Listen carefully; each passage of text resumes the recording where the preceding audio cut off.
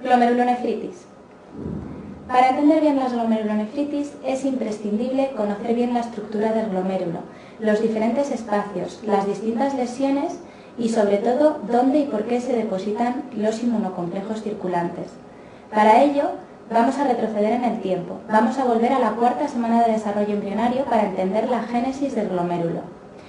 En el mesodermo embrionario tenemos una serie de células que van a diferenciarse a células epiteliales y que se disponen formando pequeñas esferas huecas. Estas células epiteliales sintetizan una membrana que les va a proteger de las diferentes agresiones. Va a ser la membrana basal glomerular, de tal forma que alrededor de todas esas esferas se van situando unas pequeñas estructuras cilíndricas huecas que van a ser los capilares, las células que se van a diferenciar a células endoteliales. Al cabo de los pocos días, cada una de estas estructuras cilíndricas de células endoteliales que van a conformar los capilares y el ovillo glomerular se van a imbrincar dentro de cada una de las esferas de células epiteliales. El ejemplo más sencillo para entender la imagen es como si metiéramos el puño dentro de un globo. Tendríamos en la parte del antebrazo arteriola aferente. El puño con los dedos serían los capilares del ovillo glomerular y por debajo del antebrazo arteriola eferente, que es el capilar que sale del glomérulo. Dentro del globo diferenciaríamos distintas estructuras. Hay una parte del plástico del globo que va a tocar los capilares, pero siempre a través de la membrana basal, de tal manera que tenemos células endoteliales, membrana basal y células epiteliales que están en contacto con las estructuras. Esas se llaman células del epitelio visceral. Sin embargo, las células que no están en contacto con el endotelio a través de la basal, lo que es el reflejo del globo, la parte del globo que no toca mi mano, sería el epitelio parietal y el reflejo de la membrana basal glomerular. En la misma diapositiva podemos ver el tercer tipo de células que van a conformar el glomérulo. Hemos dicho células endoteliales, células epiteliales y luego las que quedarían en la palma de mi mano, dentro de mi puño. Esas son unas células con capacidad contráctil de forma estrellada que van a rodear los capilares en el interior y que se llaman células mesangiales. Hay unas poquitas células parecidas a las mesangiales que no quedan dentro de la palma de mi mano, que no quedan dentro del glomérulo, sino que quedan por fuera. Y esas serían las células del lacis, que como ya hemos mencionado, forman parte del aparato yuxtaglomerular. Si hacemos un corte sagital de la estructura, podríamos ver el esquema que vamos a utilizar para explicar la mayor parte de las glomerulonefritis. De dentro a fuera tenemos las células mesangiales con morfología estrellada y tapizando los capilares, 4 capilares cortados de forma transversal. Por fuera de ellos tendríamos rodeándolos la membrana basal glomerular y aún más fuera veríamos las células del epitelio visceral. Son unas células muy especializadas con unas prolongaciones y son los podocitos. Tienen unas prolongaciones denominadas pericelos y ya veréis que son muy importantes a la hora de evitar que se pierdan proteínas por la orina. Vamos ahora con los distintos espacios. La membrana basal glomerular veréis que sirve de frontera en muchas de las nomenclaturas del glomérulo. Divide al glomérulo en dos espacios. Todo lo que hay de membrana basal hacia adentro será el espacio endocapilar y todo lo que encontremos de membrana basal hacia afuera será el espacio extracapilar. Como veis, en el corte que vamos a utilizar para estudiar las glomerulonefritis no hemos representado las células del epitelio parietal, sino solo las del visceral, porque son las más importantes. El resto no las vamos a necesitar prácticamente nunca. Así que cuando hablamos de daño a nivel del espacio extracapilar, nos referimos fundamentalmente a nivel de los podocitos. Además de los espacios, es importante conocer las 3 lesiones básicas que se pueden producir en las glomerulonefritis. Las lesiones básicas vienen definidas por la parte del glomérulo que se va a dañar. Si tenemos lesión sobre el mesangio, va a aparecer hematuria. ¿Por qué? Porque las células mesangiales están tapizando todos esos capilares que hemos dicho que son fenestrados, que tienen agujeros grandes por los que se pueden escapar hematíes. Cuando se lesiona el mesangio podemos ver hematuria macro o microscópica y tendremos que tener en la cabeza que hay que diferenciarla de la hematuria de las vías urinarias. ¿Cómo distinguimos la hematuria glomerular de la hematuria de las vías urinarias? Fundamentalmente por la morfología del hematíe. Si la hematuria es glomerular, vamos a tener un hematíe que tiene que atravesar todo el túbulo antes de perderse por la orina. Al atravesar el túbulo, los hematíes se van a deformar y van a tener una imagen característica de hematíes espiculados. Esto no lo veremos nunca en una hematuria de las vías urinarias. Hay otras cosas que nos pueden ayudar. Por ejemplo, en la hematuria glomerular no solemos ver coágulos, ni tampoco es dolorosa, ni tampoco vamos a encontrar la presencia de cristales ni bacterias habitualmente. Sin embargo, en la hematuria urológica, en la de las vías urinarias, puede haber coágulos, puede haber dolor y puede haber cristales y bacterias, sobre todo cuando hablamos de litiasis.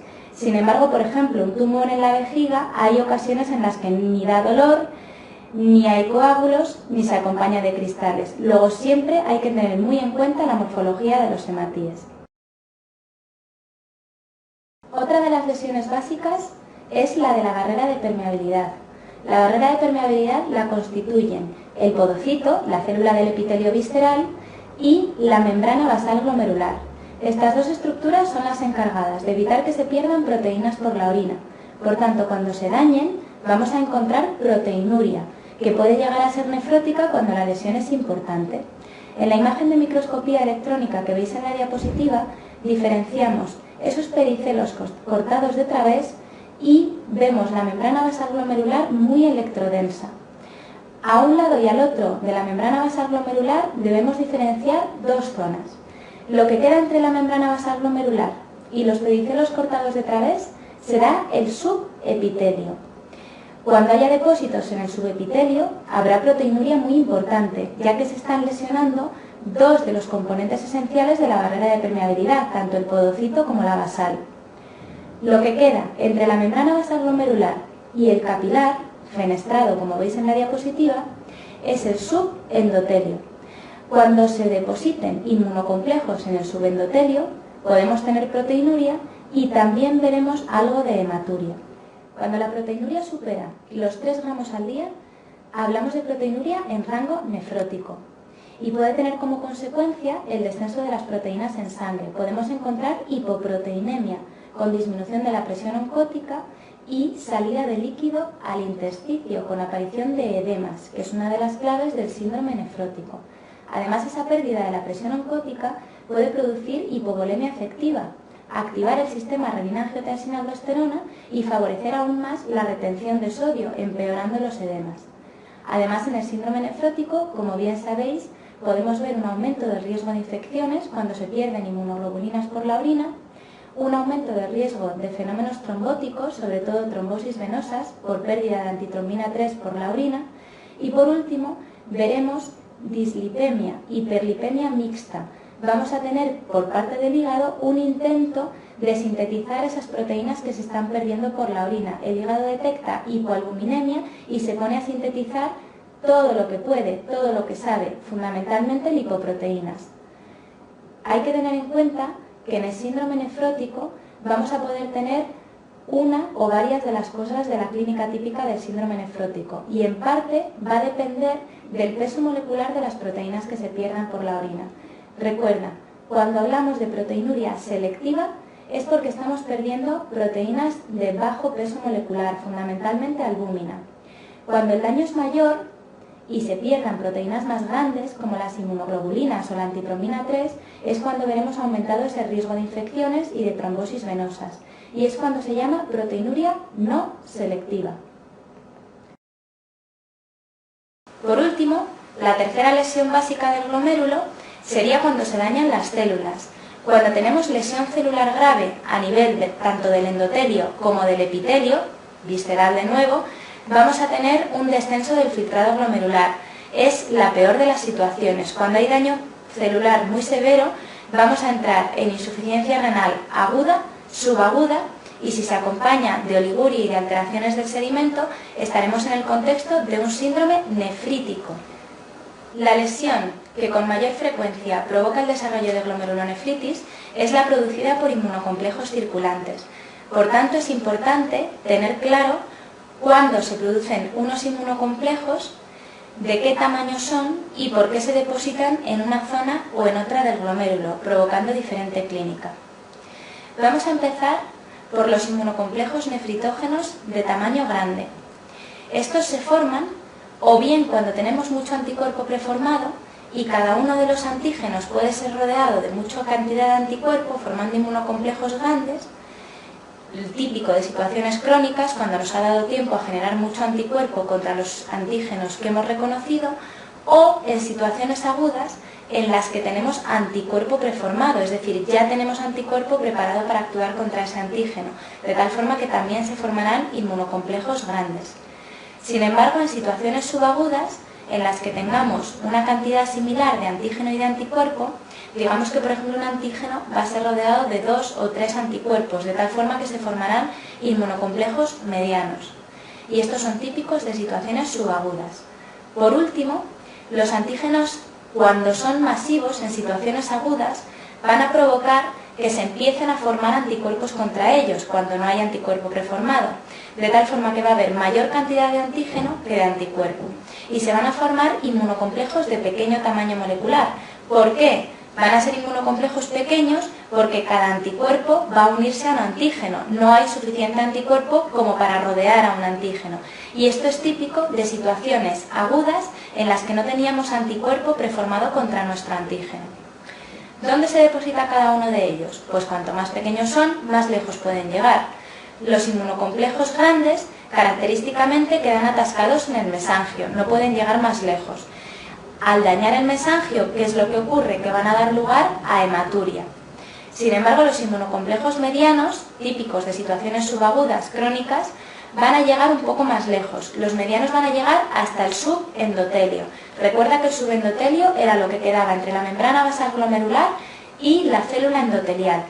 Ahí pueden provocar fundamentalmente proteinuria, pero si veis en el esquema también rozan en parte las células mesangiales, también pueden dar lugar a hematuria. Solo provocarán proteinuria nefrótica cuando sean depósitos masivos. Si tenemos muchos depósitos subendoteliales, hacen una imagen característica que se denomina depósitos en asa de alambre, rodeando completamente al capilar, casi estrangulándolo, y esos son los que pueden dar proteinuria nefrótica. Por último, los inmunocomplejos chiquititos van a llegar lo más lejos que puedan, van a ser capaces de atravesar la membrana basal y quedarán atrapados en la zona del subepitelio, lo que hay entre la basal y el podocito. Allí dañan claramente la barrera de permeabilidad, lo cual quiere decir que van a producir proteinuria y habitualmente en rango nefrótico. Antes de comenzar una por una la explicación de cada glomerulonefritis, vamos a hacer una clasificación de todas ellas. Esta clasificación no es tan compleja como la de los manuales y los libros de texto, está un poco simplificada y adecuada a la clase. Empezaremos con la glomerulonefritis mesangial de IgA o enfermedad de Berger. Vamos a continuar con la glomerulonefritis posinfecciosa. También se le llama exudativa, aguda, postestreptocócica o glomerulonefritis endocapilar. Tiene 5 nombres, recuérdalo. Seguiremos con la glomerulonefritis membranosa.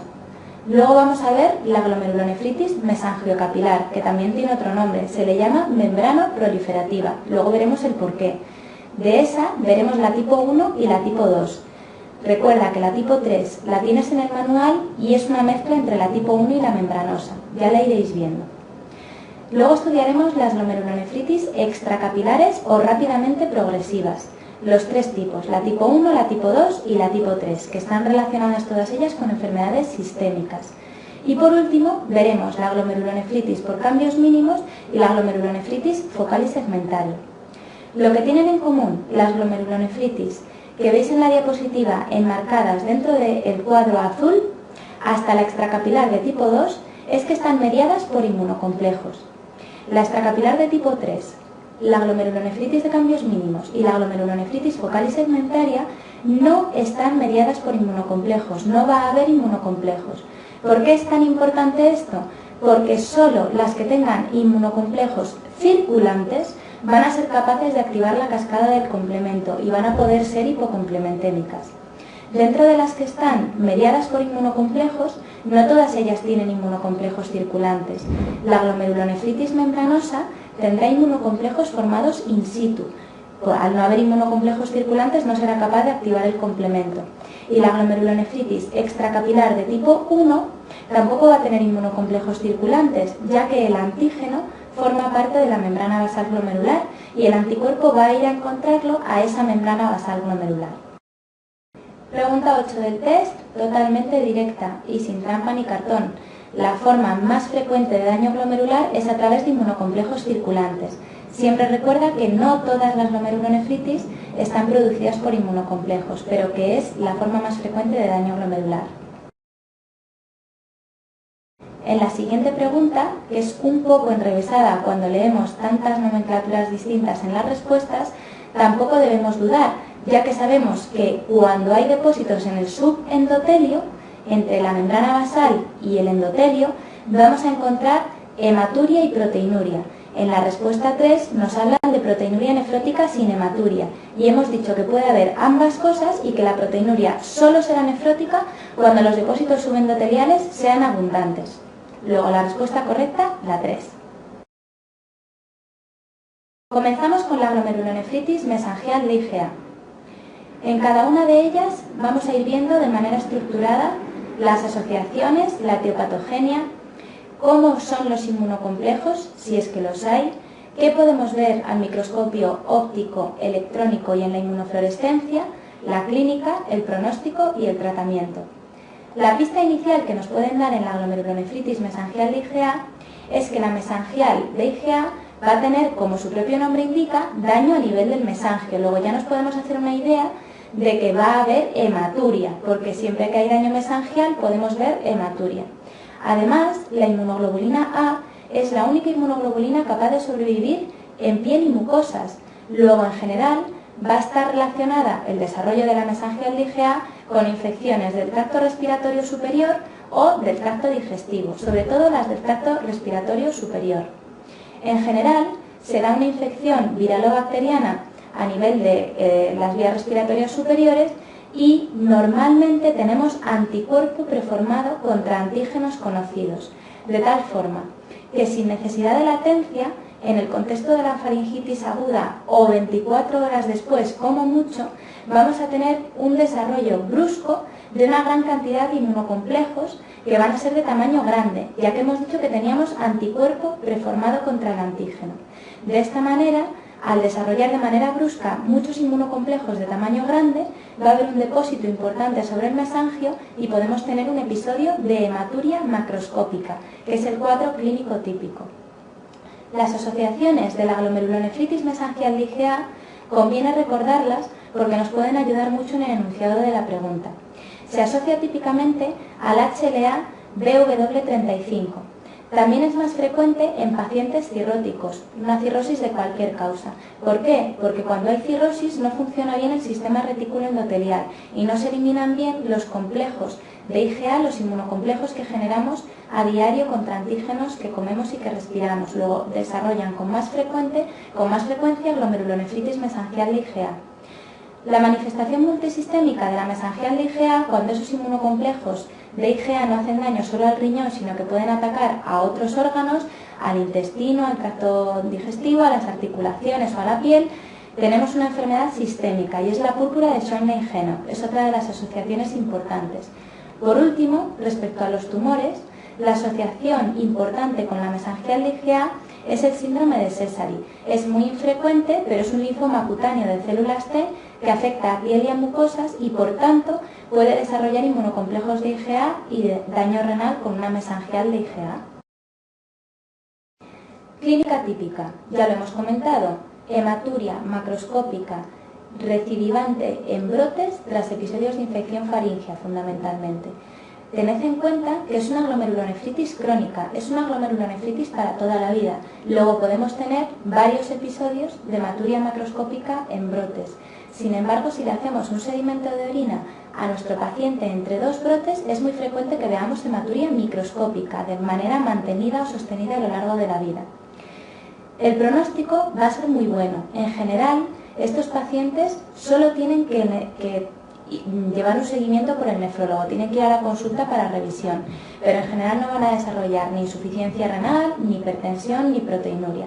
Esto ocurre en 2/3 de los pacientes. En 2/3 de los casos tenemos una evolución benigna. Sin embargo, en el tercio restante vamos a tener una evolución mala. Vamos a tener desarrollo de insuficiencia renal, de hipertensión o de proteinuria. Y estos son los casos que reservamos para realizar una biopsia renal o para iniciar tratamiento inmunosupresor en los brotes. Por tanto, el tratamiento globalmente debe ser sintomático, simplemente seguimiento por el nefrólogo. Y en los casos de mala evolución es cuando podemos administrar terapia inmunosupresora, que está demostrando su eficacia en la última década.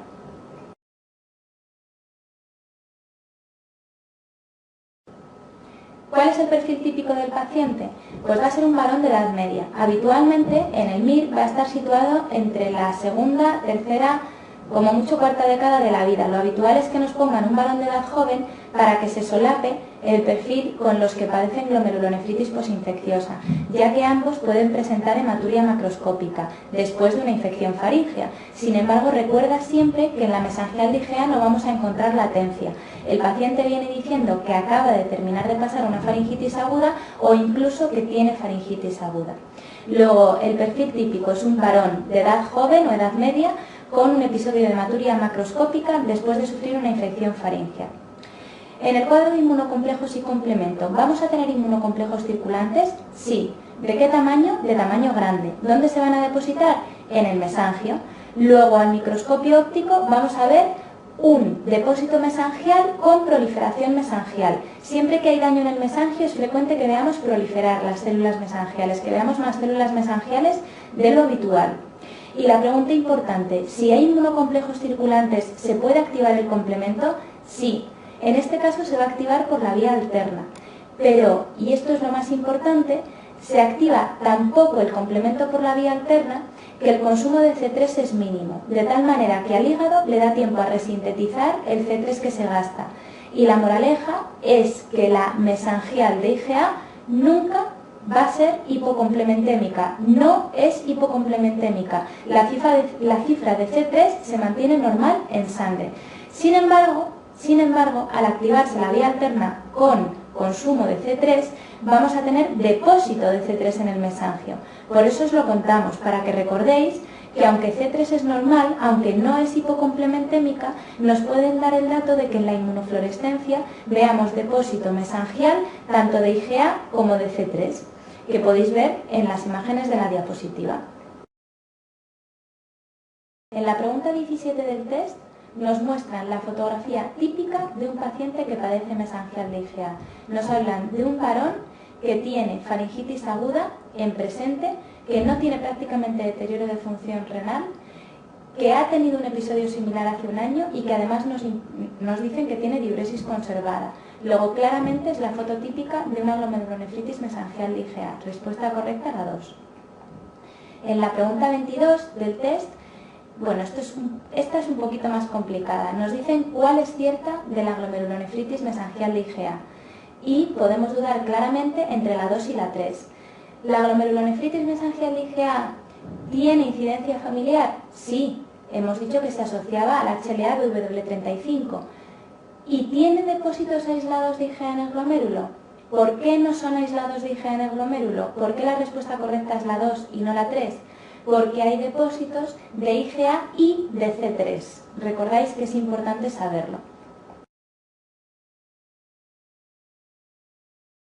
En la pregunta 22 del test, bueno, esta es un poquito más complicada. Nos dicen cuál es cierta de la glomerulonefritis mesangial de IgA. Y podemos dudar claramente entre la 2 y la 3. ¿La glomerulonefritis mesangial de IgA tiene incidencia familiar? Sí, hemos dicho que se asociaba al HLA-BW35. ¿Y tiene depósitos aislados de IgA en el glomérulo? ¿Por qué no son aislados de IgA en el glomérulo? ¿Por qué la respuesta correcta es la 2 y no la 3? Porque hay depósitos de IgA y de C3. Recordáis que es importante saberlo. En la pregunta 22 del test, bueno, esta es un poquito más complicada. Nos dicen cuál es cierta de la glomerulonefritis mesangial de IgA. Y podemos dudar claramente entre la 2 y la 3. ¿La glomerulonefritis mesangial de IgA tiene incidencia familiar? Sí, hemos dicho que se asociaba al HLA-BW35. ¿Y tienen depósitos aislados de IgA en el glomérulo? ¿Por qué no son aislados de IgA en el glomérulo? ¿Por qué la respuesta correcta es la 2 y no la 3? Porque hay depósitos de IgA y de C3. Recordáis que es importante saberlo. Glomerulonefritis posinfecciosa. En la glomerulonefritis posinfecciosa la pista nos la dan los múltiples nombres que tiene. Es una glomerulonefritis aguda. También se le llama glomerulonefritis endocapilar. Luego podemos imaginarnos que el daño fundamental va a estar en el espacio endocapilar, de membrana basal para adentro.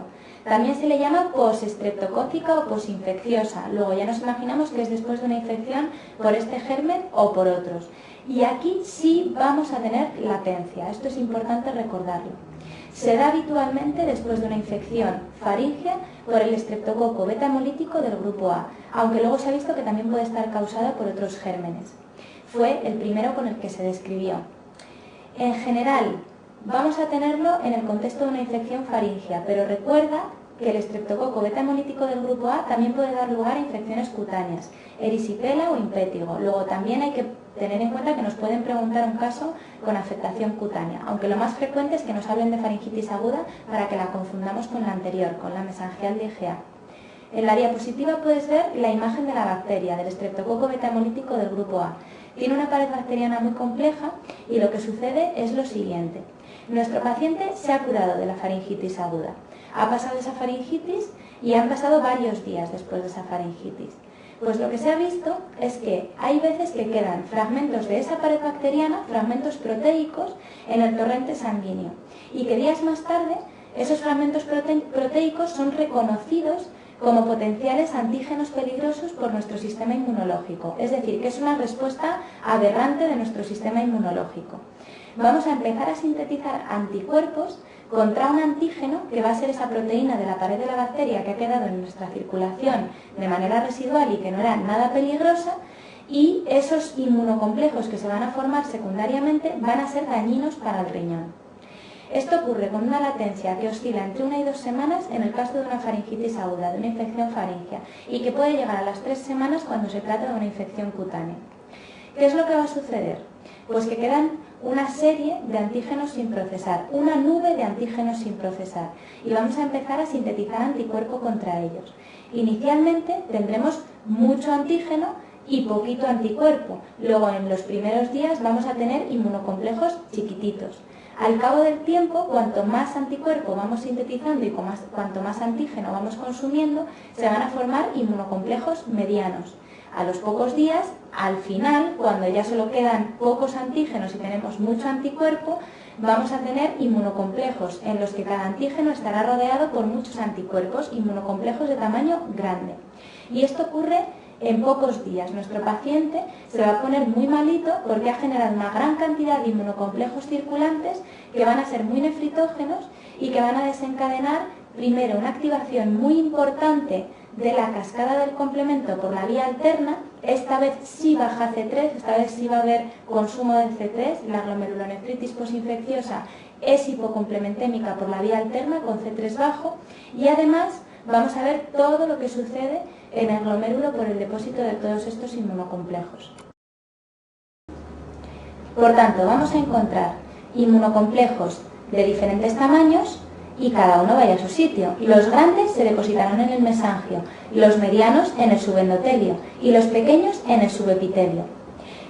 No solo va a haber lesión producida localmente por esos inmunocomplejos, sino que además van a producir una cascada proinflamatoria con liberación de quimioquinas, con activación de polimorfonucleares que llegan por quimiotaxis al glomérulo, y vamos a tener mucho daño celular.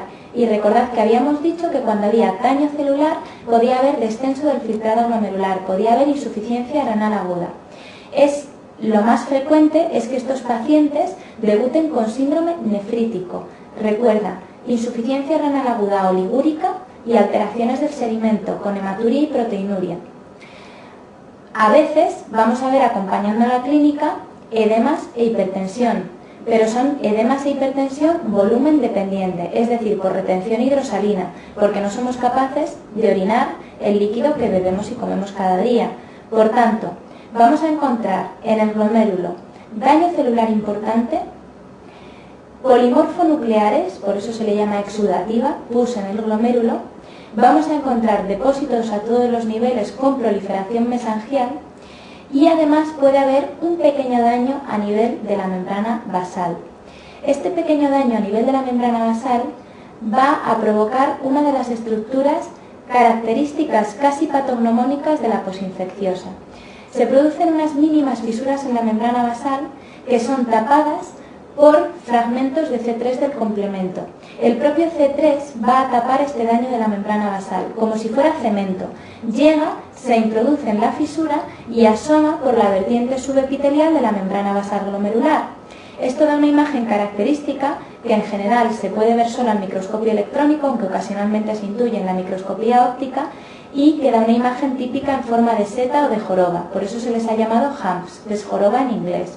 Por tanto, si veis en el enunciado que nos hablan del perfil típico y de humps, pensar siempre en glomerulonefritis posinfecciosa.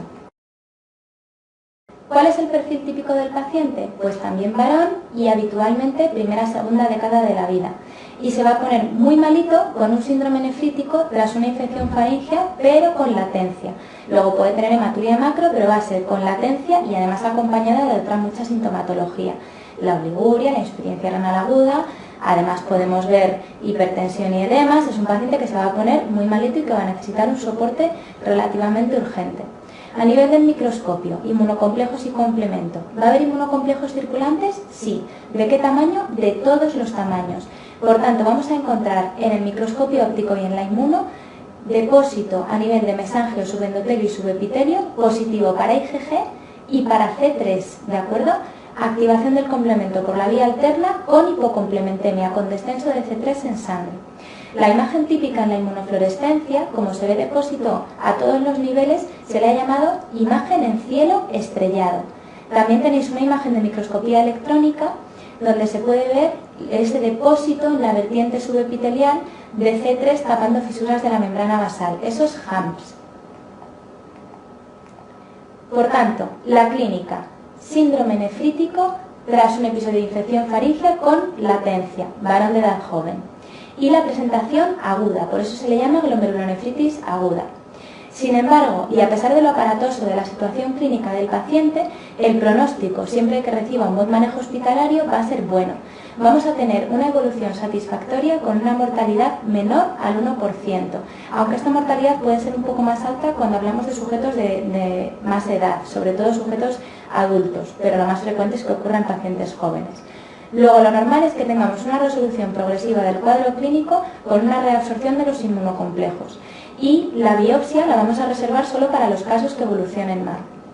El tratamiento va a ser un tratamiento de soporte. Pues si el paciente no orina, vamos a intentar manejarlo con diuréticos. Si está hipertenso, podemos asociar otros antihipertensivos. Incluso pacientes que se mantienen oligúricos durante varios días y que no podemos manejar con fármacos, podemos realizar sesiones de hemodiálisis aguda puntuales para mantener la situación hasta que el riñón se recupere. ¿Cuáles son los 3 supuestos en los que hay que biopsiar? ¿Por qué no van bien las cosas? Pues cuando la insuficiencia renal oligúrica persiste más allá de las 2 o 3 semanas después de iniciado el cuadro, cuando el complemento continúa bajo más allá de 8 semanas, de 2 meses después de que se iniciara la clínica, o cuando tenemos alteraciones del sedimento significativas, proteinuria y hematuria, después de 6 meses de iniciado el cuadro. En la pregunta 6 del test, ¿qué entendemos por glomerulonefritis aguda?, vamos a responder entre la 1 y la 2. Soléis dudar con la hematuria porque habéis oído lo de los brotes de hematuria macroscópica. Sin embargo, la oliguria es característica, la oliguanuria es característica de un proceso agudo, ¿de acuerdo? Típica sobre todo del síndrome nefrítico. Sin embargo, la hematuria puede ser macro o microscópica y puede ser crónica. Recordad que habíamos dicho que en la mesangial de IgA los pacientes podían tener brotes de hematuria macro, pero podían tener hematuria micro a lo largo de toda su vida. Luego puede ser también un síntoma crónico. Pregunta 11 del test. De nuevo, foto típica de una glomerulonefritis, en este caso de la posinfecciosa. Es un paciente que nos hablan de diuresis escasas, oliguria y de color Coca-Cola. Recuerda que en el MIR el equivalente de hematuria macroscópica puede ser orinas oscuras, orinas color Coca-Cola, orinas color agua de lavar carne, orinas color coñac, nos pueden decir muchas cosas diferentes. 9 días antes, ahí ya nos dan la latencia, tuvo un cuadro de faringoamigdalitis y nos están hablando de proteinuria, de hipertensión, de edemas y de insuficiencia renal.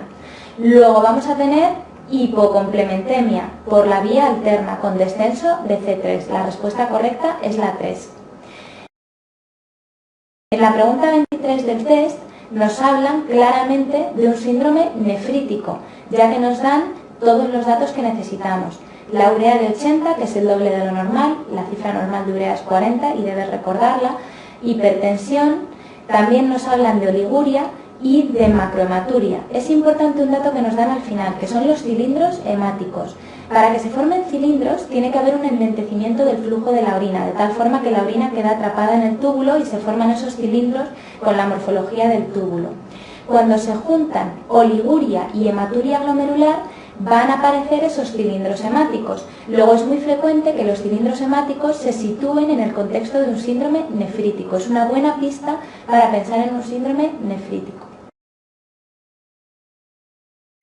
Por último, la pregunta 27 del test, aunque también es muy enrevesada, es de las que llamamos fáciles difíciles. Si uno tiene claro que la posinfecciosa baja el complemento por la vía alterna y tenemos bajo C3 y C4 normal, nunca vamos a fallar esta pregunta. La respuesta correcta es la 3 porque dice que hay hipocomplementemia con descenso de C3 y de C4. El resto de las respuestas son ciertas. Se demostró de manera empírica que la administración precoz de antibiótico puede prevenir el desarrollo de la glomerulonefritis posinfecciosa. Y en la respuesta 5, que muchas veces tenéis problemas con ella, sí puede quedar hematuria residual en ocasiones, sí puede quedar daño mesangial residual, pero claro, un paciente que hubiera tenido hematuria 2 años después, lo que habríamos hecho a los 6 meses es biopsiarle para asegurarnos de que no ha desarrollado semilunas y se ha convertido en una extracapilar de tipo 2 o que estábamos ante otra entidad. Glomerulonefritis membranosa. La glomerulonefritis membranosa es típica de enfermedades crónicas con poca capacidad antigénica, con poca suelta de antígenos a la sangre. Vamos a ver diferentes asociaciones.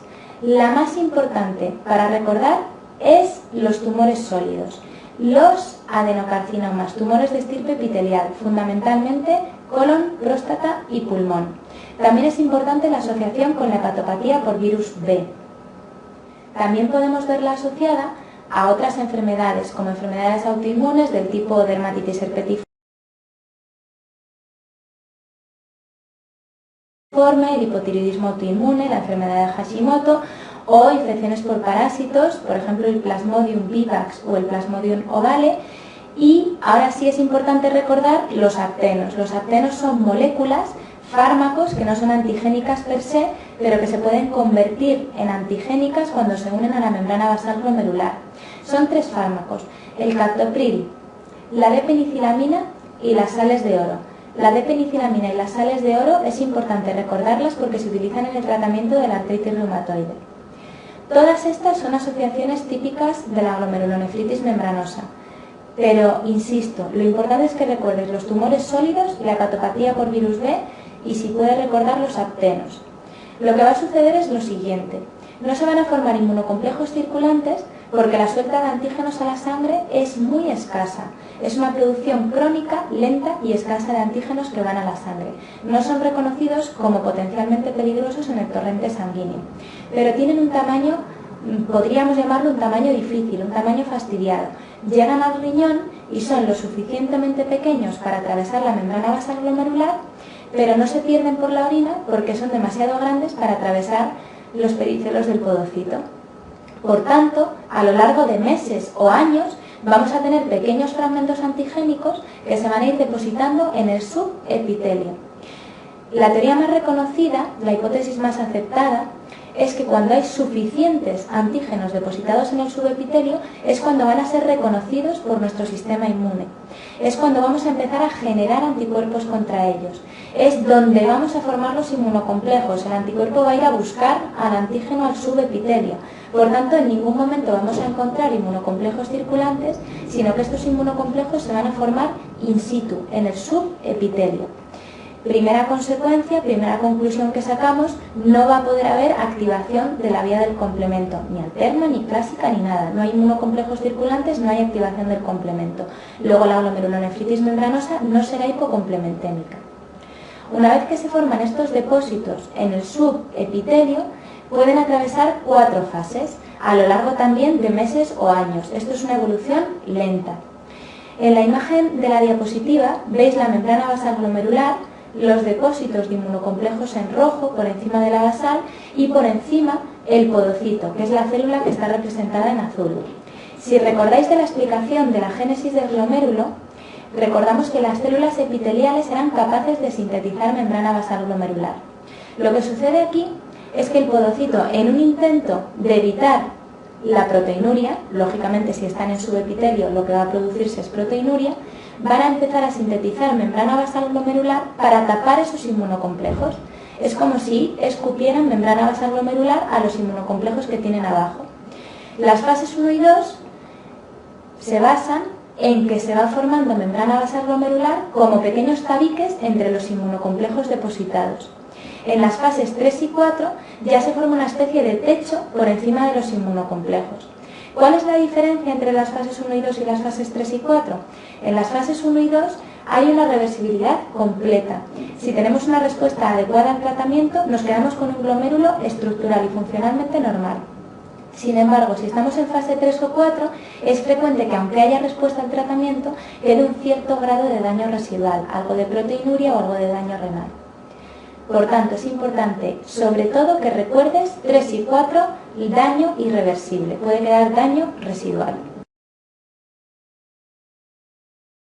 Lógicamente, si los depósitos están en el subepitelio, van a dañar de forma muy importante la barrera de permeabilidad.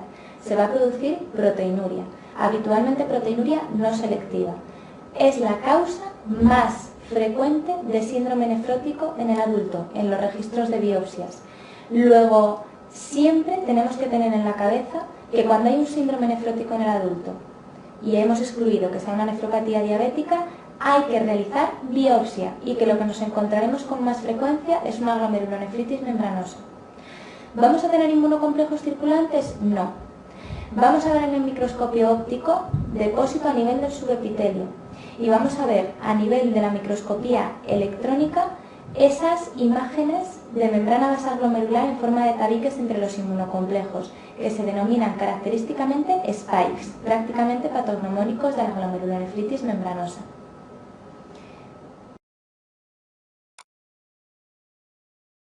¿Qué es lo que va a suceder con estos depósitos que van a tener lugar a lo largo de muchos años y que van a dañar al subepitelio? Lo primero es que al tener daño en el subepitelio vamos a tener alteración de la barrera de permeabilidad y proteinuria. Lo siguiente es la imagen característica que se va a ir formando. Recuerda que el podocito, que la célula epitelial tenía capacidad de síntesis de membrana basal. Pues lo que va a suceder es lo siguiente. En la imagen podéis ver en blanco la membrana basal, por encima los depósitos de inmunocomplejos en rojo y por encima el podocito en azul. El propio podocito, en un intento de evitar la proteinuria, va a empezar a sintetizar membrana basal glomerular para tapar esos inmunocomplejos. En las fases 1 y 2 se van a ir formando pequeños tabiques entre los inmunocomplejos, tabiques de membrana basal, que tienen una imagen típica, característica de espigas, de espinas o de spikes, prácticamente patognomónicos de la glomerulonefritis membranosa. Cuando pasa el tiempo y seguimos sintetizando membrana basal glomerular para tapar esos inmunocomplejos, entramos en fases 3 y 4, cuando ya tenemos un pequeño techo y al final totalmente tapados los inmunocomplejos. Es importante diferenciar estas fases porque la fase 1 y 2 tienen una reversibilidad completa, es decir, que podemos recuperar completamente la función y la estructura del glomérulo, Sin embargo, en las fases 3 y 4 es muy frecuente que quede un cierto grado de daño residual irreversible, proteinuria residual o insuficiencia renal. Por tanto, la clínica típica va a venir dada por ese daño en el subepitelio, por esa proteinuria. La proteinuria va a ser habitualmente en rango nefrótico y vamos a tener un síndrome nefrótico con proteinuria habitualmente no selectiva. Luego va a ser un síndrome nefrótico con riesgo de tener trombosis venosa, riesgo de tener infecciones, ¿de acuerdo? Vamos a tener la glomerulonefritis membranosa dentro de los registros de biopsias, va a ser la causa más frecuente de síndrome nefrótico en el adulto. Esto es muy importante recordarlo. Y respecto a los inmunocomplejos y al complemento, pues relativamente sencillo. Los inmunocomplejos son inmunocomplejos in situ. No vamos a encontrar inmunocomplejos circulantes, por lo tanto no puede haber activación del complemento ni hipocomplementemia. Y vamos a encontrar en la inmunofluorescencia depósitos subepiteliales de IgG. Además de eso, vamos a tener la imagen característica, habitualmente se ve solo al microscopio electrónico, aunque a veces se puede ver también en la microscopía óptica de las spikes, esas imágenes de membrana basal glomerular entre los inmunocomplejos, prácticamente patognomónicas de la glomerulonefritis membranosa. La clínica, muy sencilla, síndrome nefrótico en el adulto. Hay que ir a buscar las enfermedades asociadas, las potenciales causas secundarias, es decir, hay que hacer un cribaje de una posible hepatopatía por virus B y hay que descartar que haya un tumor de estirpe epitelial debajo. Es frecuente que hagamos una serología y a veces un escáner toracoabdominal para descartar que haya un tumor. Aún así, en la mayor parte de los casos nos quedamos sin encontrar una causa, en la mayor parte de los casos va a ser idiopática. El pronóstico no es malo. Es una glomerulonefritis crónica que evoluciona de manera lenta y progresiva a lo largo de muchos años. Aproximadamente en un 20% vamos a encontrar remisiones espontáneas y luego hay un pequeño porcentaje de pacientes, otro 20%, que van a evolucionar a la insuficiencia renal crónica terminal, que van a terminar precisando tratamiento renal sustitutivo. El tratamiento, por tanto, va a venir dado por la evolución.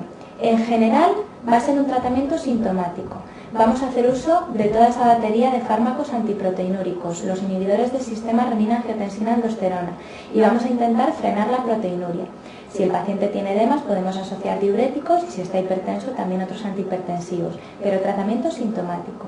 Sin embargo, en los pacientes que tengan una mala evolución, podemos asociar diferentes terapias inmunosupresoras, que dependen mucho de cada escuela. Hay varias terapias, prednisona clorambucil, prednisona tacrolimus, prednisona ciclosporina.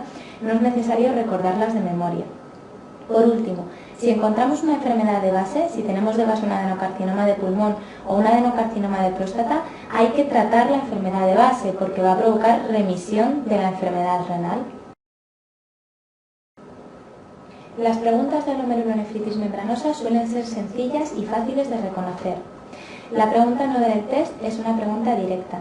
Aunque es cierto que a veces se asocia a la hepatopatía por virus B o a tumores sólidos, vamos a tener en la mayor parte de los casos un origen idiopático. Respuesta correcta la 3.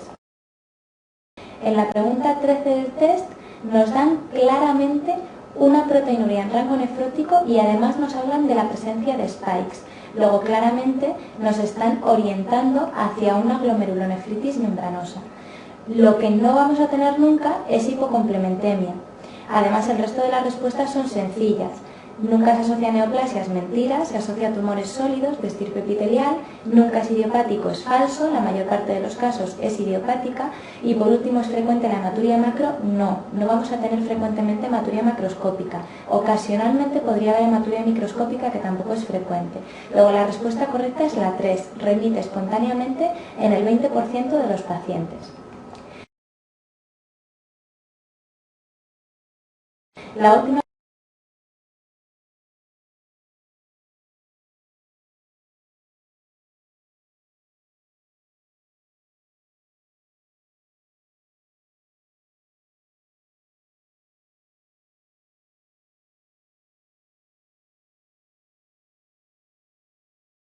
pregunta es la 16 del test, donde nos hablan de un paciente con cáncer de pulmón y síndrome nefrótico. Pregunta directa y además nos damos cuenta de lo importante que es acordarnos de las asociaciones. No perdemos tiempo, nos hablan de cáncer de pulmón y ya lo primero que pensamos es en una glomerulonefritis membranosa. Respuesta correcta, la 3.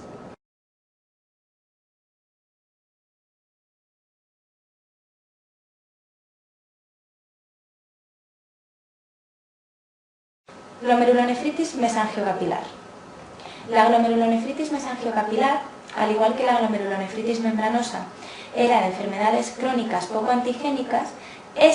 La glomerulonefritis mesangiocapilar de tipo 1, que es a la que le vamos a dedicar la mayor parte de la explicación, es típica de enfermedades crónicas muy antigénicas, que sueltan una gran cantidad de antígenos a la sangre.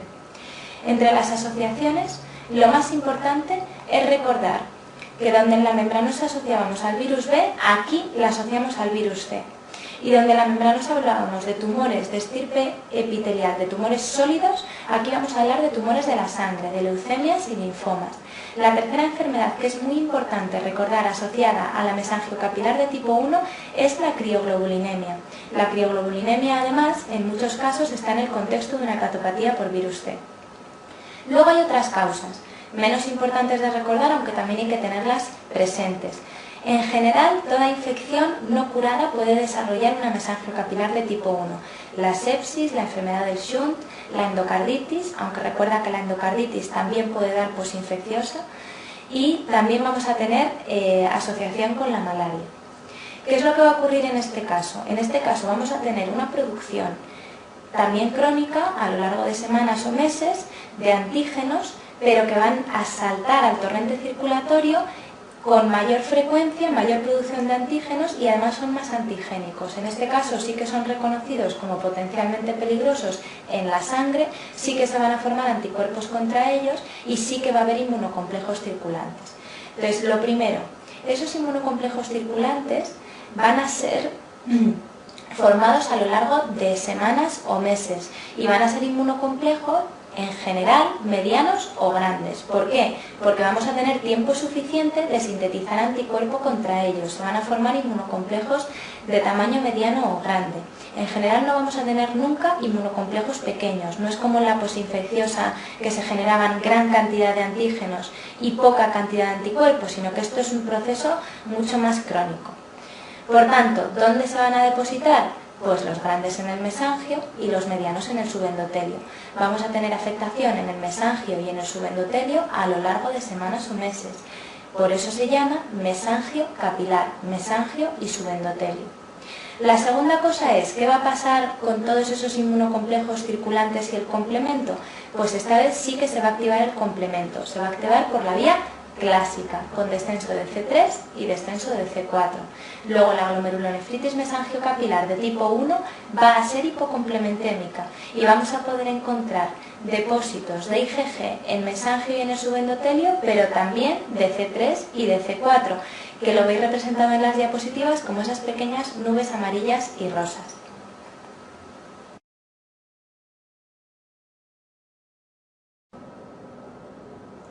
Perfil del paciente.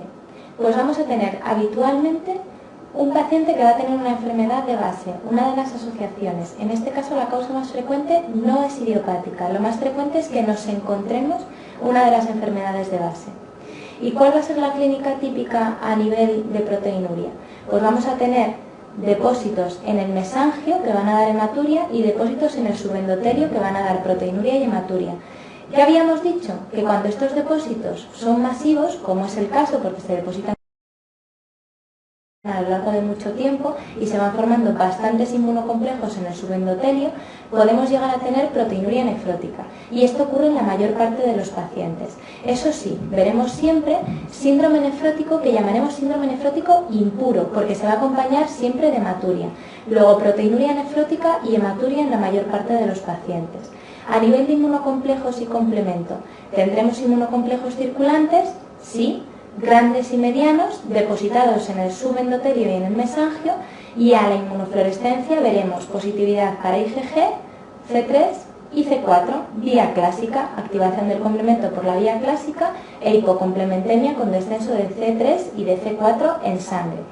Las imágenes típicas en la microscopía óptica y en la microscopía electrónica vienen dadas por los inmunocomplejos. Recordad que habíamos dicho que cuando eran masivos a nivel del subendotelio daban una imagen típica en la que casi estrangulaban el capilar. Se llamaban imagen en asa de alambre. Además del asa de alambre podemos ver que las células mesangiales, habíamos dicho que cuando había mucho daño mesangial podían proliferar. En este caso no solo proliferan, sino que incluso se van a meter en el subendotelio, van a trepar hacia el subendotelio. Esto se llama extensión circunferencial de la célula mesangial. La superposición en la microscopía óptica de los depósitos subendoteliales en asa de alambre y de la extensión circunferencial de las células mesangiales da una imagen de doble contorno o de aumento de grosor de la membrana basal, porque claro, en la microscopía óptica no eres capaz de distinguir estas estructuras. Fijaros en la imagen de la diapositiva siguiente. Se ve claramente una membrana basal muy engrosada. Por eso inicialmente no se le llamó mesangio capilar, sino que se le llamó membrana proliferativa, porque lo que se veía en microscopio óptico era como si tuviéramos una membrana basal muy grande, pero no. Es la superposición de esos depósitos en el subendotelio y de la extensión circunferencial de las células mesangiales.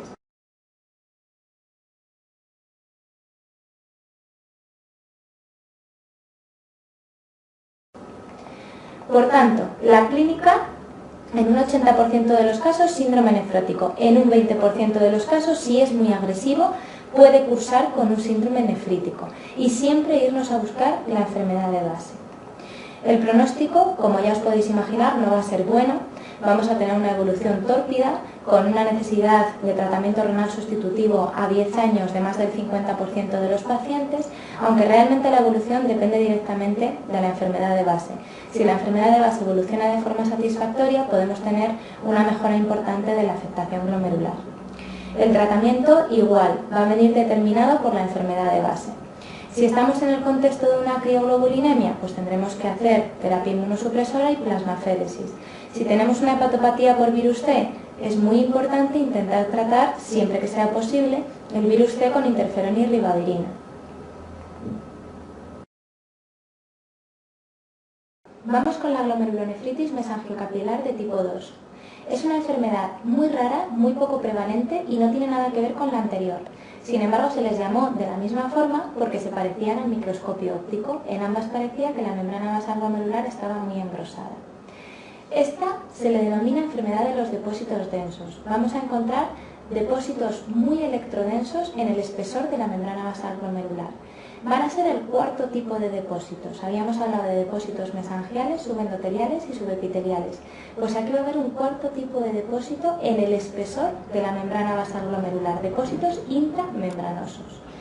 Y se asocia típicamente a enfermedades muy raras, como la lipodistrofia parcial o algunos tipos de anemia hemolítica. Lo que vamos a tener en la etiopatogenia es una enfermedad autoinmune donde se generan autoanticuerpos contra una enzima de la cascada del complemento, contra la C3 convertasa. La C3 convertasa cataliza la formación desde C3 a C3A y C3B. Y vamos a tener una actividad muy acelerada de la vía del complemento, de la vía alterna del complemento, con consumo constante de C3. Este autoanticuerpo, que se une a la C3 convertasa, se le ha llamado C3 nephritic factor. Suele ser IgG, aunque también puede ser IgM, y es muy frecuente que nos den el dato en el enunciado, es muy frecuente que nos digan paciente con activación del complemento por la vía alterna y entre paréntesis, mediado a través de C3 nephritic factor, luego es un dato muy importante que hay que tener en la cabeza. Entonces vamos a tener inmunocomplejos que se van a depositar en el espesor de la membrana basal de manera única, es la única glomerulonefritis que tiene depósitos intramembranosos y lógicamente la clínica va a venir dada por esos inmunocomplejos en el espesor de la membrana basal. Luego va a ser fundamentalmente proteinuria. Podemos hablar de un perfil típico de paciente porque casi siempre nos van a dar un síndrome nefrótico en el contexto de una lipodistrofia parcial. Más o menos sería 80% síndrome nefrótico, 20% síndrome nefrítico, como en la tipo 1, y vamos a tener una evolución muy mala. En general, también unos 2/3 van a irse a diálisis, van a precisar tratamiento renal sustitutivo a los 5 o 10 años de la enfermedad. Y las terapias inmunosupresoras se han demostrado muy poco efectivas. Es lógico también que tenemos pocos datos, porque como es una enfermedad muy poco prevalente, casi cuando sale un nuevo paciente es para publicarlo. Lo que sí está claro es que es una enfermedad que va a recidivar en casi todos los pacientes en los que se trasplanta el riñón. Es la glomerulonefritis que con mayor frecuencia recidiva en el trasplante renal y esto es importante tenerlo en cuenta. Respecto al tratamiento, lo que hemos dicho, las terapias inmunosupresoras no se han demostrado claramente eficaces. Luego, a priori, tratamiento de soporte. Y en la imagen de la microscopía electrónica que tenéis en la diapositiva, veis esos depósitos electrodensos en el espesor de la membrana basal.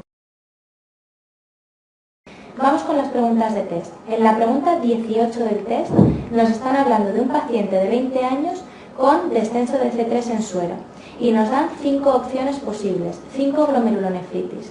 De ellas, solo una desciende el complemento, la glomerulonefritis mesangiocapilar o membranoproliferativa. Si es la tipo 1, lo hará por la vía clásica y habrá descenso de C3 y de C4. Si es la tipo 2, lo hará a través de la vía alterna, mediada por C3 nephritic factor, y vamos a tener descenso de C3 con C4 normal. No tenemos manera de saberlo con el enunciado, porque C3 está bajo, pero no sabemos cómo está C4, luego no sabemos si es vía clásica o vía alterna. Lo que está claro es que las otras 4 respuestas, ni la mesangial de IgA. Recuerda que en la mesangial de IgA había activación de la vía alterna, pero no se consumía C3, luego no era hipocomplementémica. Ni en la membranosa, donde se formaban los inmunocomplejos in situ, luego no había inmunocomplejos circulantes, va a haber activación de la cascada del complemento. Y luego la 3 y la 4, que son el cambios mínimos y la focal segmentaria, no están mediadas por inmunocomplejos, luego no puede haber activación del complemento. En la pregunta 21 del test, lo mismo, nos hablan de un varón con síndrome nefrótico e hipocomplementemia. ¿Qué va a tener como primera posibilidad? Pues claramente una mesangiocapilar. Tened mucho cuidado porque tenéis muy arraigado el concepto de que la causa más frecuente de síndrome nefrótico en ausencia de diabetes es la glomerulonefritis membranosa. Pero nos dan la hipocomplementemia. La hipocomplementemia es el dato más importante en los enunciados de glomerulonefritis y prima por encima del resto. Luego la membranoproliferativa o mesangiocapilar también tiene como clínica más frecuente el síndrome nefrótico y además es hipocomplementémica. La tercera pregunta de test es una pregunta de enunciado muy complejo, pero probablemente todos seréis capaces de adivinar o de intuir que nos están hablando de una osteomielitis, una infección no resuelta. La osteomielitis se asocia con mayor frecuencia a glomerulonefritis mesangiocapilar de tipo 1. Luego tendremos activación del complemento por la vía clásica y descenso de C3 y de C4. Respuesta correcta, la 3.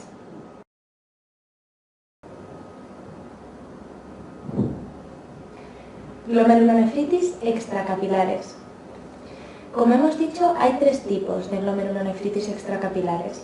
Lo que tienen en común es el daño a nivel del espacio extracapilar con formación de semilunas. Cuando se daña el espacio extracapilar, hay un daño tan importante de la barrera de permeabilidad que pueden salir proteínas al espacio urinario, a la zona del subepitelio, tan grandes como el fibrinógeno. Eso produce una inducción de la proliferación celular con proliferación de los podocitos, que proliferan en mayor medida cerca de las zonas de mayor daño. Por eso hacen esas imágenes típicas de semiluna, porque hay mayor proliferación cerca de la zona de daño y va disminuyendo la proliferación celular a medida que nos alejamos de la zona de fisura. Eso es lo que tienen en común las 3, daño a nivel del espacio extracapilar y desarrollo de semilunas. Pero luego no se parecen en nada más entre sí. Vamos una por una. La glomerulonefritis extracapilar de tipo 1 es la enfermedad de Goodpasture. Es una enfermedad mediada por anticuerpos antimembrana basal glomerular. Son anticuerpos dirigidos contra el colágeno de tipo 4 y van a tener, por tanto, formación de inmunocomplejos en el propio espacio o en la zona del subepitelio. Son anticuerpos antimembrana basal glomerular.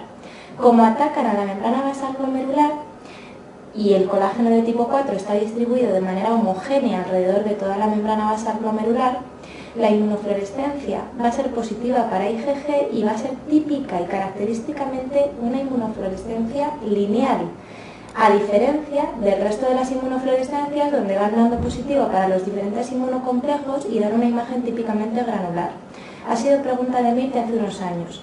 La inmunofluorescencia típica de la extracapilar de tipo 1 es una inmunofluorescencia lineal positiva para IgG y hay anticuerpos antimembrana basal glomerular.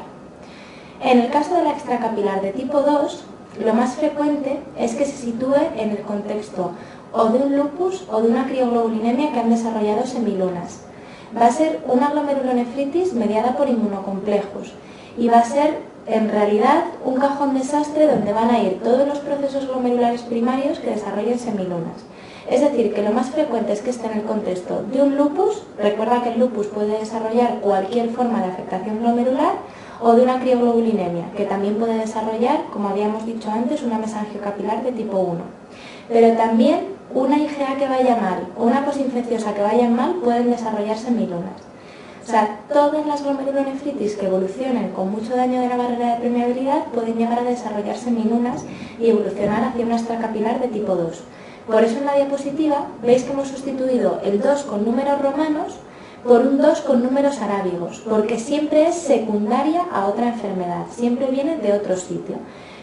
Como lo más frecuente es que venga de un lupus o de una crío, lo más frecuente es que haya activación del complemento por la vía clásica. Recuerda que casi siempre vamos a estar en un lupus o una crío y que el lupus y la crioglobulinemia activan el complemento por la vía clásica, descenso de C3 y de C4.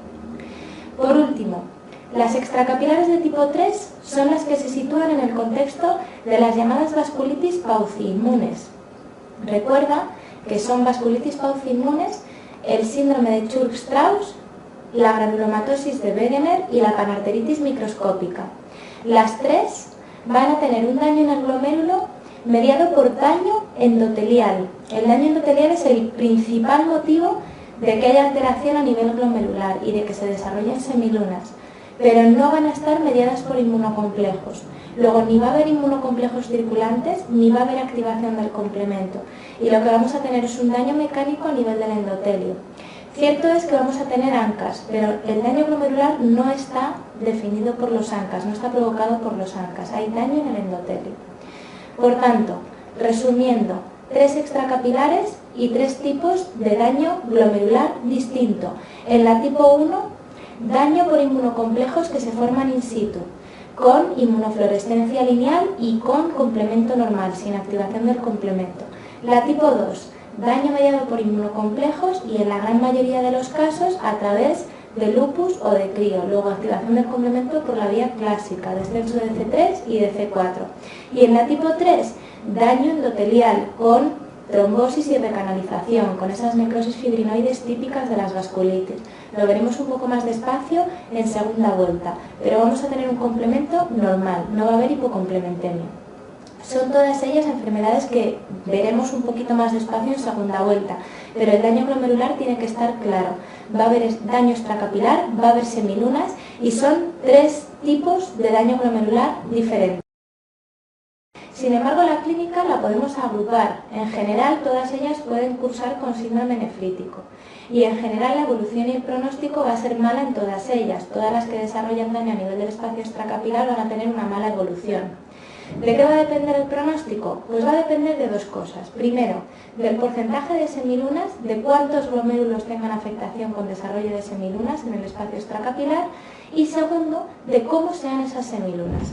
Si las semilunas son epiteliales, es decir, si están claramente las células epiteliales proliferadas y se las ve vivas con núcleo, etc., esas células epiteliales pueden revertir, esas semilunas epiteliales pueden regresar con terapia inmunosupresora agresiva. Sin embargo, si hemos pasado de una semiluna epitelial a una semiluna fibrosa, que es una zona ya de cicatriz, estas lesiones no van a ser reversibles. Luego es muy importante saber qué porcentaje de semilunas y qué porcentaje de semilunas epiteliales o fibrosas hay. Además, esto nos va a ayudar a tomar decisiones terapéuticas. Si tenemos una paciente, digo una paciente porque lo más frecuente es una mujer con lupus, que es el ejemplo típico, donde vamos a encontrar una gran cantidad de semilunas epiteliales, hay que hacer una terapia inmunosupresora agresiva. Sin embargo, si encontramos muchas semilunas fibrosas, pues a lo mejor no merece la pena dar tanto tratamiento inmunosupresor agresivo porque hagamos lo que hagamos, la paciente va a evolucionar mal porque se va a ir a diálisis de todas las maneras. Entonces es muy importante, siempre que sea necesaria la biopsia, y es muy importante aclarar el pronóstico mediante el porcentaje de semilunas y la calidad de las semilunas. En cualquier caso, el pronóstico va a ser malo. Aproximadamente 2/3 van a precisar tratamiento renal sustitutivo y van a evolucionar a la enfermedad renal crónica terminal. Si resumimos las 3, podríamos decir que el tratamiento se compone del uso de prednisona, más otro inmunosupresor, más menos plasmaféresis. Si vamos concretando, la plasmaféresis es obligada en la extracapilar de tipo 1, ya que lavamos los anticuerpos antimembrana basal glomerular. En la tipo 2 y en la tipo 3 la reservaríamos para casos muy graves con mala evolución o cuando asocian anemia hemolítica o hemorragia pulmonar o alguna complicación que se pueda beneficiar de la plasmaféresis. Y el inmunosupresor del medio varía, pero por ejemplo en las vasculitis pauciinmunes la terapia estándar sería con ciclofosfamida. En una nefropatía lúpica podríamos utilizar ciclofosfamida o micofenolato. Ya lo iremos viendo a medida que leáis el manual y cuando la repasemos en segunda vuelta. Las preguntas del test. Primero vamos a empezar con una de desgloses. Es un enunciado muy largo en el que nos hablan del antecedente de un paciente de 54 años que trabaja pintando coches. La inhalación de diferentes tóxicos de pinturas, de hidrocarburos, etc., se ha asociado con el desarrollo de enfermedad de Budd-Pasteur. Pero, además, nos están hablando de que tenemos un paciente que tiene tos con expectoración hemoptóica, de 2 días de evolución, y además tiene deterioro de la función renal porque ha tenido disminución de la diuresis y hematuria. Luego nos están hablando de lo que llamamos un síndrome renopulmonar, la asociación de hemoptisis, hematuria e insuficiencia renal aguda. El síndrome renopulmonar puede aparecer en casi cualquiera de las extracapilares, pero dándonos el antecedente de la chapa de coches, lo más probable es que sea una enfermedad de Budd-Pasteur. Realmente haríamos casi todas las pruebas que están en las respuestas o todas las respuestas que nos dan, porque nos puede dar información cualquiera de los estudios diagnósticos que nos comentan. Sin embargo, lo más rentable, lo que nos da más información y en menor tiempo y nos va a orientar mejor el tratamiento es la respuesta 3. Vamos a tener que hacer una determinación de ANCAS y de anticuerpos antimembrana basal glomerular para orientar el diagnóstico, para saber si es una pauciinmune, para saber si es una enfermedad de Budd-Pasteur. Siguiente pregunta. La pregunta es directa y sencilla. Nos hablan de un paciente que tiene depósitos lineales de IgG y de C3. Luego está resuelto. Va a ser una extracapilar de tipo 1.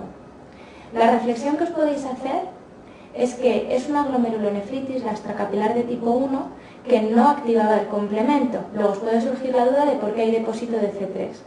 Pues lo que os contamos de la mesangial de IgA, que hay un poquito de activación por la vía alterna, pero no gasta C3, es válido también para esta. También hay una chispa de activación por la vía alterna, aunque no hay inmunocomplejos circulantes, y puede haber algo de depósito de C3. Pero nunca va a haber hipocomplementemia, nunca va a haber descenso de C3 en sangre. Luego, respuesta correcta, la 3, extracapilar de tipo 1. Y por último, la tercera pregunta. La ingesta de AINES puede afectar al riñón de distintas formas. Es importante que tengáis interiorizado que los antiinflamatorios no esteroideos pueden dañar al riñón de diversas maneras. Sin embargo, nunca van a desarrollar glomerulonefritis primaria con formación de semilunas, nunca van a dar lugar a una extracapilar. A nivel de glomerulonefritis pueden favorecer la aparición de cambios mínimos, pero no se han asociado con el desarrollo de glomerulonefritis extracapilares.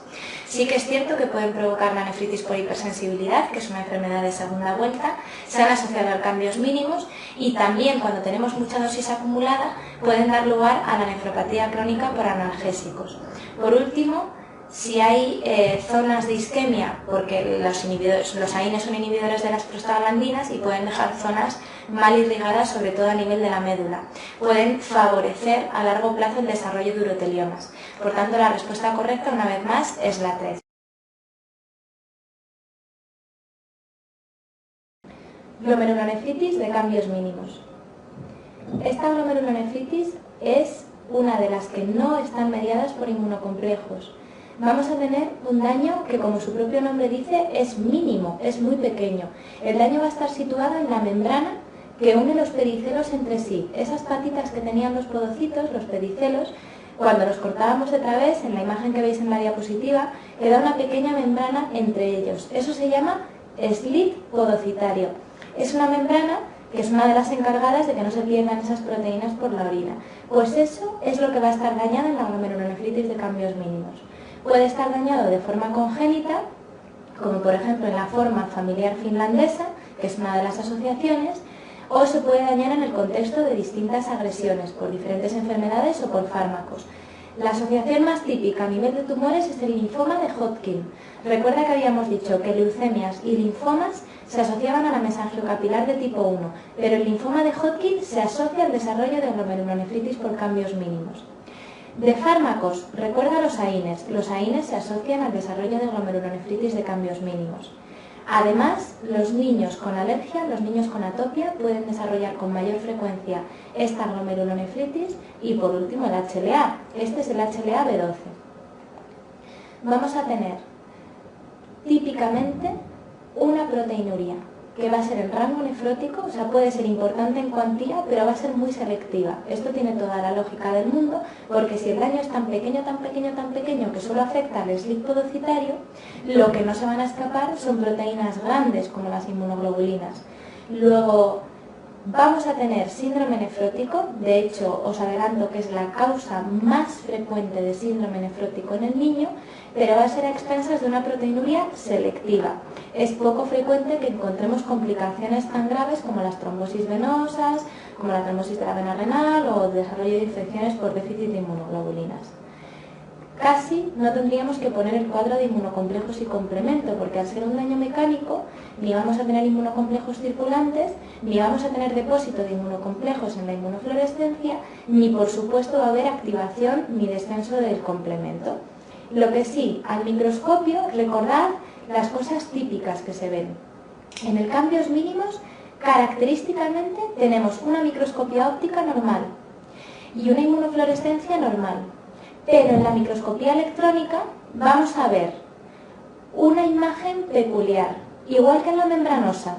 No sé si recordáis que los podocitos escupían membrana basal a los inmunocomplejos que tenían debajo. Pues aquí en el cambios mínimos, en un intento de frenar la proteinuria, fusionan los pericelos entre sí, unen las patitas y hacen una especie de masa para intentar evitar esa pérdida de proteínas. Es como si bypassearan el slip podocitario. Eso se llama fusión pericelar. Es una de las características clásicas y típicas del cambios mínimos y solo se ve con la microscopía electrónica.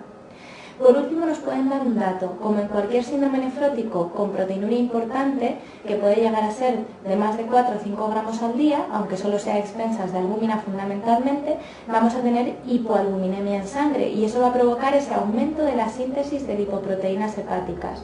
Podemos llegar a ver cuerpos grasos en la orina, pérdida de lípidos por la orina, lipiduria. Esos cuerpos grasos en la orina van a precipitar dando imágenes características, precipitan en forma de crucecita y se llaman cuerpos grasos en forma de cruz de Malta. Luego también nos pueden dar ese dato respecto al sedimento urinario y conviene recordarlo por eso, porque es una pista muy buena.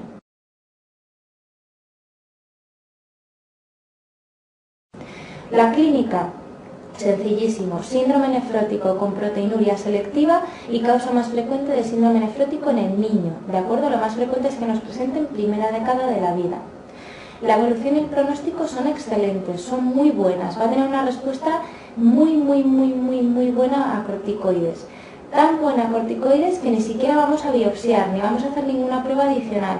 Si nos encontramos con un síndrome nefrótico en el niño, lo que haremos será administrar corticoides y luego ya nos plantearemos si va bien o va mal, si tenemos que biopsiar o no. La terapia estandarizada va a ser de 1 miligramo kilo día de prednisona durante 4 semanas de tratamiento. El 90% o en algunas series incluso más van a tener una respuesta muy buena a los corticoides, con incluso desaparición total de la proteinuria. De tal forma que solo reservaremos la biopsia renal para aquellos pacientes que no hayan respondido a la terapia esteroidea. En la pregunta 20 del test, que también fue una pregunta de desgloses, nos hablan de que es cierto todo lo que sigue acerca del síndrome nefrótico en el niño, excepto una de las cosas. Suele ser una pregunta difícil para vosotros porque todavía no estáis familiarizados con el fracaso renal agudo y el fracaso renal agudo prerrenal en concreto, pero se puede contestar por descarte. Vamos una a una con las diferentes respuestas. ¿Colesterol sérico elevado? Sí, hemos dicho que tiene dislipemia y esta dislipemia puede ser mixta, pueden aumentar el colesterol, los triglicéridos. ¿El 85% se debe a la forma histológica de cambios mínimos? Sí, luego veremos en qué consiste ese porcentaje restante. Vamos a saltar a la cuarta, triglicéridos séricos elevados, ya lo hemos dicho, también dislipemia. Y por último, la hipoproteinemia obedece fundamentalmente a la hipoaluminemia, a las pérdidas de albúmina, también proteinuria selectiva. Luego, por descarte, deduciríamos que la respuesta correcta es la 3.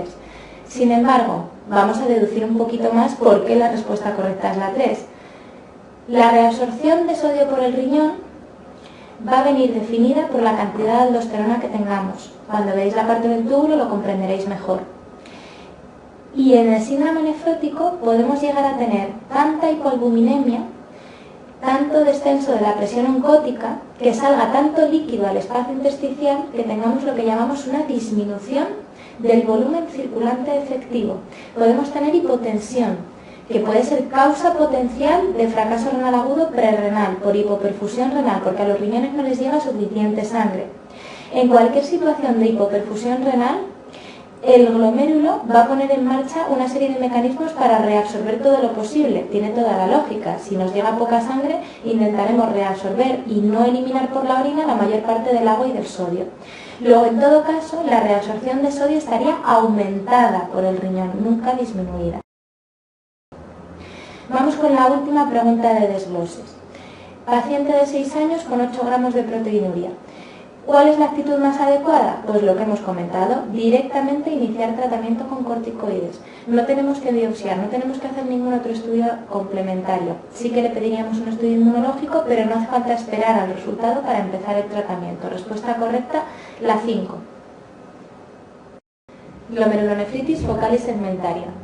Es la séptima de las glomerulonefritis, séptima y última. La glomerulonefritis focal y segmentaria, digamos que es un paso más allá que el cambios mínimos. Si en el cambios mínimos teníamos daño a nivel del slit podocitario, a nivel de la membrana del podocito, en la focal y segmentaria tenemos daño severo a nivel del podocito. Vamos a tener zonas de muerte podocitaria selectiva con zonas de esclerosis y cicatriz de células epiteliales.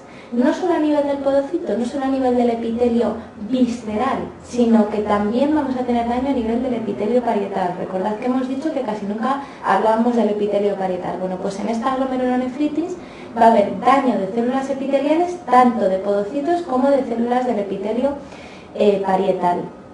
Cualquier cosa que provoque daño a nivel de las células epiteliales va a poder desarrollar potencialmente una glomerulonefritis focal y segmentaria. Lógicamente es muy fácil de entender si hablamos de lesiones tóxicas directas sobre el podocito. Hay determinados virus o determinados tóxicos, por ejemplo el VIH o la heroína, que directamente van a ir a dañar el podocito, tienen selectividad por ser tóxicos contra el podocito. Luego, eso es fácil de entender. Pero se ha visto que había pacientes que desarrollaban glomerulonefritis focal y segmentaria sin tener un tóxico directo. Y lo que tenían en común esos pacientes era la hiperfiltración. Cuando hay hiperfiltración, cuando hay aumento de la presión intraglomerular, aumento de la presión dentro del ovillo, corremos el riesgo de que empiecen a escaparse cantidades pequeñas de albúmina, de que empiece a haber microalbuminuria. Se ha visto en los últimos años que esta pérdida de albúmina por orina, la propia albúmina puede ser tóxica contra los podocitos y producir lesión podocitaria y lesión de las células del epitelio parietal. Por eso es tan importante, por ejemplo, en enfermedades como la diabetes, frenar la proteinuria para evitar esa esclerosis acelerada, pues parece que la albúmina es responsable en parte de esto, que cuando hay albúmina en orina puede provocar daño sobre los podocitos.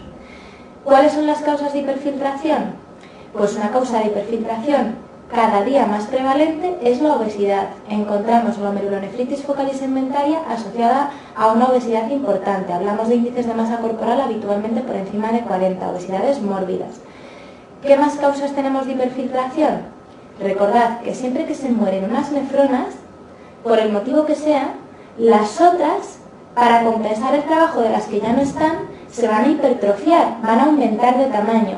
Pues siempre que hay una hipertrofia, corremos riesgo de que estas nefronas se pongan a hiperfiltrar. Y esto vale para cualquier causa de disminución de la masa renal. Cicatrices por pielonefritis pasadas, pielonefritis crónicas, reflujo vesicoureteral, donde se dañan sobre todo las nefronas del polo superior. Vamos a tener daño, lógicamente, cuando tenemos una tumorectomía o una nefrectomía por el motivo que sea. esas nefronas restantes se van a hipertrofiar y pueden desarrollar una glomerulonefritis focal y segmentaria. Por último, tendríamos la glomerulonefritis focal y segmentaria idiopática, donde no encontramos ninguna de las causas que vemos en la tabla de asociaciones. De las asociaciones conviene que nos suenen todas, pero recordando que esas disminuciones de masa renal, esos tóxicos directos o esas causas de hiperfiltración sin disminución de la masa renal o con disminución de la misma, vamos a ser capaces de distinguirlas. Fundamentalmente, reflujo vesicoureteral, pielonefritis crónica, obesidad, la propia edad avanzada, cuando nos hacemos viejos se mueren algunas de nuestras nefronas, cuando tenemos pérdida de masa renal por nefrectomía o por una tumorectomía parcial. Vamos a tener también tóxicos directos como el esquistosoma, el VIH, que es muy importante recordarlo, la heroína o el Plasmodium falciparum. Habíamos dicho que Plasmodium vivax y ovale provocaban membranosa, pues el falciparum se ha asociado con la focal y segmentaria. ¿Y qué es lo que va a suceder?